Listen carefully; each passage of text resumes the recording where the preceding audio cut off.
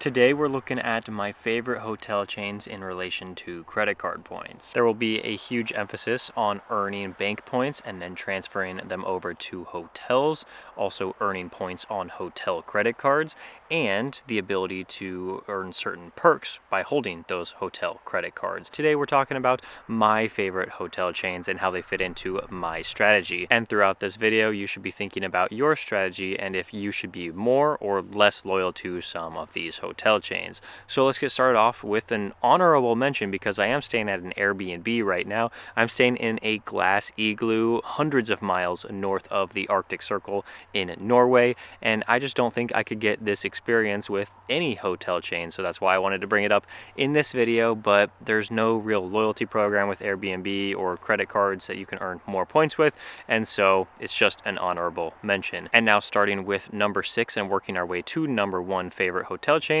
we have number 6, Best Western. I almost didn't mention this in this video because you cannot transfer your bank points from major banks like Chase, American Express, Capital One, and move them over to Best Western to get more points to redeem for stays. But this is my strategy, and I have stayed in 2 Best Western hotels this year. Number 1 was a 5-night stay in Hong Kong. I stayed there because it was the cheapest option, and I didn't feel like using my points for a stay in Hong Kong because it just didn't make sense.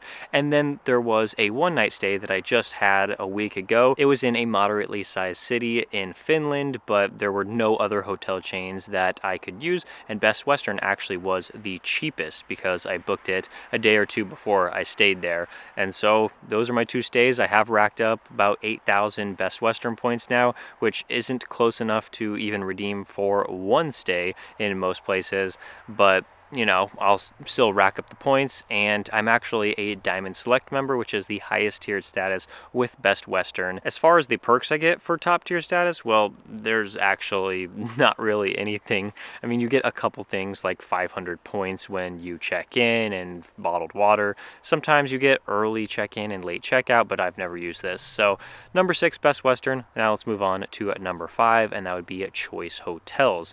I put this above Best Western even though I've never stayed in a Choice hotel before because of the ability to transfer over your bank points over to Choice. So there's actually quite a few options with this. With American Express and Capital One, you can transfer over your points 1-to-1, but what's really special is that you can transfer over your Citi and Wells Fargo points at a 1-to-2 ratio. So 1,000 Wells Fargo points would equal 2,000 Choice points. I don't currently hold credit cards from Citi or Wells Fargo, and so that's why I haven't made a redemption quite yet, but that is very powerful. There's a no annual fee card and a $95 annual fee card, and these cards are actually pretty nice. I would recommend it to people if they've gone through and got all of the bank cards that they want, like earning Chase points, AMEX points, Capital One points, and things like that, and you're still looking for another credit card. Well, this one might be a good option for you. In my opinion, just looking at these status tiers on the Choice website,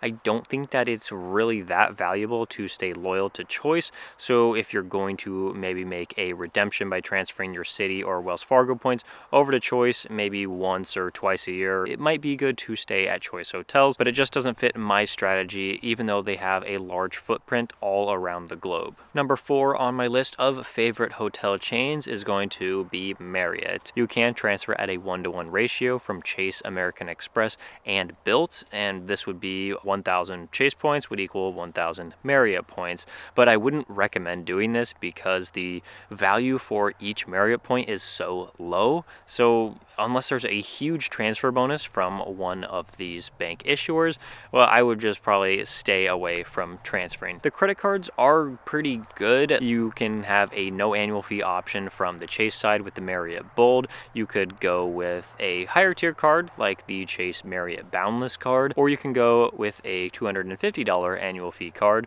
from the Bevy and the Bountiful from American Express and Chase respectively. Or if you wanted an even higher tiered card, you could go with with the American Express Bonvoy Brilliant card with a $650 annual fee. And some of these cards would make sense to get, and others I just don't think that they're good enough to apply for. But of course, that is for another video when determining the best credit cards for every situation. But Marriott, just in summary, has some decent credit cards. I wouldn't say they're absolutely fantastic, but they're okay. As far as loyalty to the Marriott brand, I do think that the status actually does carry some weight, better than other hotel chains, but I've heard that it's pretty inconsistent in terms of which brands will give you free breakfast or things like that when you hit Platinum Elite status. There's just a lot that I don't know. It's just an unknown for me because I never stayed in a Marriott property myself,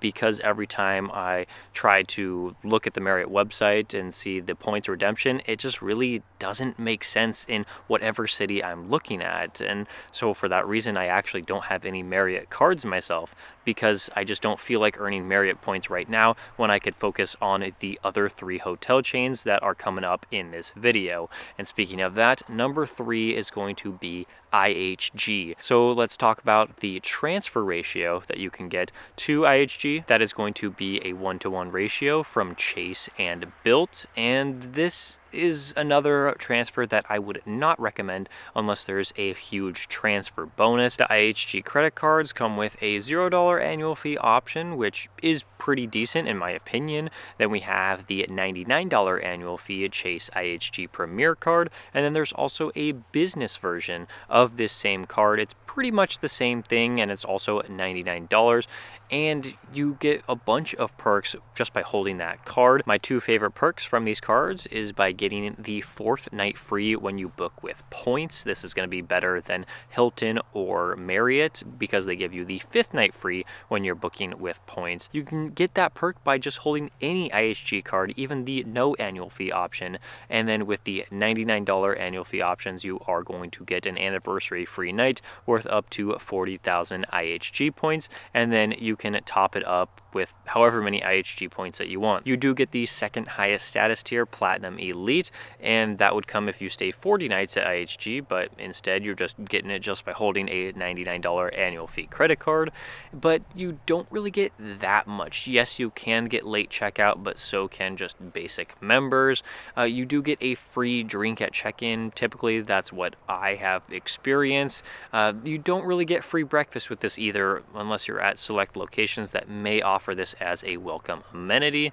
And so for that reason, IHG status is it's okay, but I really would like to have more. And then for what I get out of being loyal to IHG, well, I have gotten both credit cards from IHG, the Premier and the Business Premier, and my wife has also gotten one of the IHG cards as well. So that means we have a ton of IHG points to use for just me and my wife when we're traveling, and I've been using them, but my balance hasn't actually gone down that much because we've earned so many points from all of the welcome bonuses on the cards. So we're going to continue to use that, especially with the 4th night free perk. We're just going to keep staying at IHG's. Even though it's not our absolute favorite, it's still pretty nice, and it's great to have to pay $0 when you are checking in to your hotel.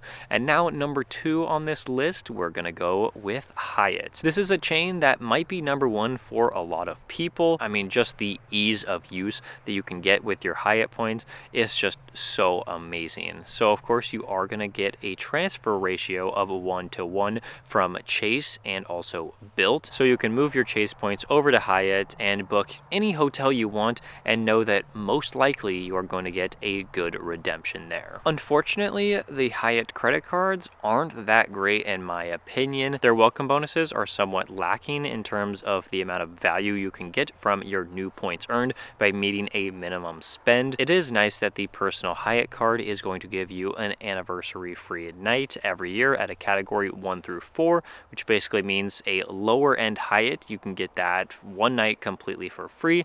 That is nice because the annual fee isn't that high on that personal Hyatt card. But then on the business side, there the Hyatt card just really doesn't interest me at all. Hyatt does have a pretty small footprint worldwide when we're comparing it to Hilton, Choice, IHG, brands like that, but the ease of use that you can get for your Chase points is just unbeatable. Number one, in my opinion, in terms of transferring your bank points over to hotel points, and it is so nice. I've done this quite a few times in my travels around the world, and I'm going to continue to do that. In fact, once I'm done with this Arctic road trip that I'm on right now, we will be going down to Stockholm, Sweden to use some Hyatt points at a hotel there. We're going to now talk about my number one hotel chain, and that would be Hilton. And please watch this until the end of the Hilton segment, because just because it is my number one does not mean that it should be your number one. So as far as transferring your points over to Hilton,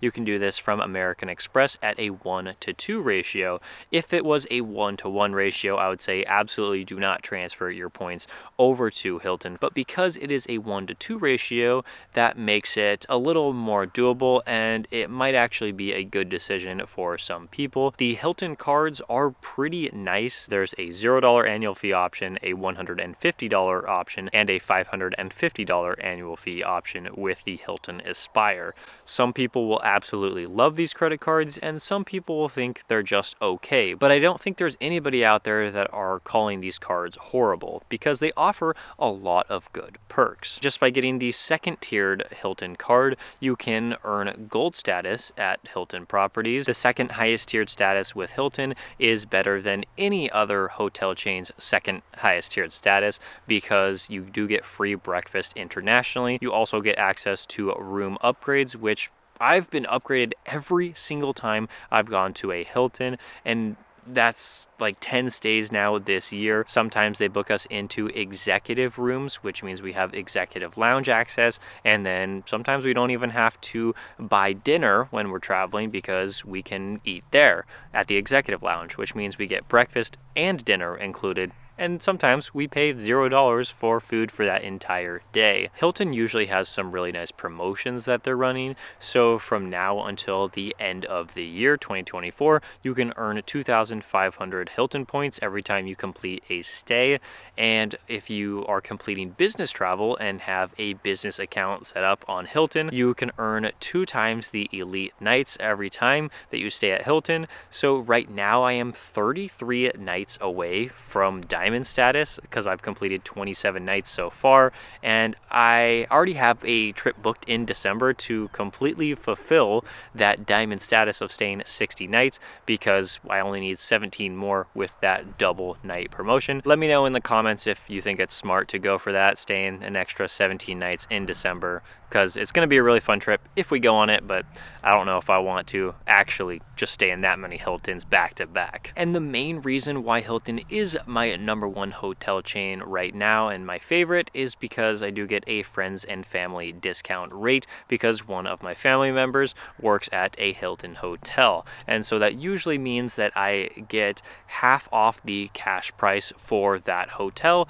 if the hotel is running at a very low occupancy. And most of the time, this doesn't really work out too much in my favor, but if I can find a friends and family rate at a Hilton hotel, that might make me want to change up my travel plans a little bit. And I know that pretty much all of you watching this video cannot relate to that friends and family rate, but I am just so thankful that I have it, and I'm trying to take advantage of it while I still have it. And I know that your travel preferences are way different than mine, so hopefully you were thinking in this video what might be your number one and what you should be more or less loyal to. And I thank you so much for watching this video. If you do want to take a look at another video I made about Hyatt and how you redeem your Chase points for that, I have a video right there. So thank you so much for watching, and I do have referral links in the description if you want to apply for a credit card. Thank you so much for doing that, and I'll see you in the next one.